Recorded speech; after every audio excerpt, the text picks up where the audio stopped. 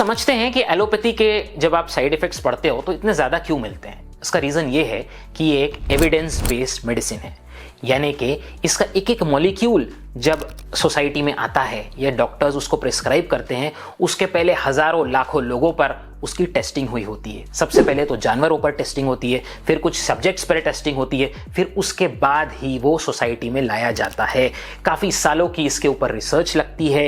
एक एक side effect document होता है कि 1% लोगों में ये देखा गया, 5% लोगों में ये देखा गया, 10% में ये देखा गया। छोटे से छोटा साइड इफेक्ट भी, ये छोटे से छोटा रिएक्शन भी जो होता है उस दवा का, ये लाखों लोगों के ऊपर टेस्ट किया जाता है और उसका डेटा बनता है और यही डेटा सामने आता है। तो इसके ऊपर प्रॉपर रिसर्च हुई है, इसीलिए देख के आपको लगता है इससे तो ये होता है, इससे तो ये होता है। वो 1% में हुआ है, वो 2% में हुआ है, वो 0.2% में हुआ है। ऐसा नहीं है कि उससे साइड इफेक्ट्स होते हैं, बल्कि वो एक वेल रिसर्च्ड मॉलिक्यूल है और उसकी छोटी सी छोटी चीज भी आपके सामने लाई गई। इसके विपरीत जो हर्बल मेडिसिन का दावा करने वाले लोग हैं, हम क्वालिफाइड आयुष ट्रेनिंग वाले डॉक्टर्स के लिखे हुए प्रिस्क्रिप्शन पर नहीं कह रहे। उसके अलावा जो क्वैक्स है, जो अपने मर्जी से कुछ भी काढ़ा बना रहे हैं, कोई एक बाबा जो चौथी फेल या मैट्रिक फेल है, वो कह रहा है 1 चम्मच ये, 6 चम्मच ये और 1 मुट्ठी ये, और ऐसा दवा बन गई कि डायलिसिस खत्म हो जाएगा, कैंसर ठीक हो जाएगा। कई सारे इनके रैकेट्स बस्ट हो चुके हैं कि जब ये हर्बल मेडिसिन का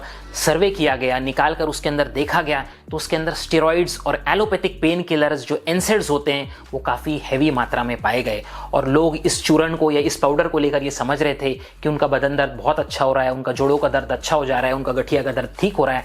एक्चुअली उसके अंदर एनसेड्स और स्टेरॉइड्स बहुत हैवी मात्रा में थे।